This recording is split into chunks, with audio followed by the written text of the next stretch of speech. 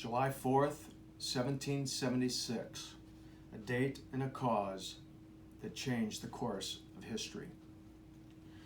We are a country founded on the ideals of liberty, personal freedom, and independence. And those same ideals still make us who we are today, almost 250 years after our founding fathers risked their lives to give us those unalienable rights.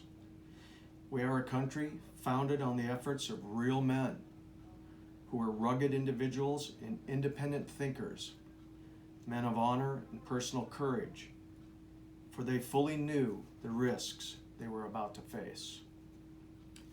But they were also men of conviction, born true in the words of Thomas Jefferson, who stated as he signed the Declaration of Independence, "We mutually pledge to each other our lives, our fortunes, and our sacred honor."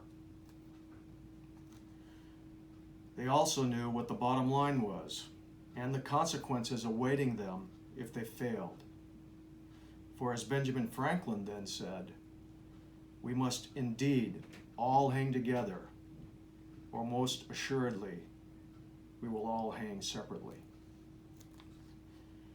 Anyone who knows me knows I've never been shy about letting you know how I stand on things. I will not retreat into the darkness of night and hide my face behind a mask. I will not run cowering into the corner. I will not be bullied, intimidated, threatened, cajoled, or canceled into keeping my voice silent. For I am not one, I am many. And a real man stands firm for his convictions against all assaults. A real man is never defined by the judgment of others. He is defined by keeping his convictions at the cost of being judged by others. In spite of what now seems to be anarchy and chaos among us, I know that we are still a conservative nation and that we honor the Constitution and the sacrifice that has been made by so many to defend it. And I know in my heart that we are the majority. But we are civil, we have manners, and we respect the opinions of others. So we do not scream and shout or do harm or use violence as a tool. No, a weapon to get our way.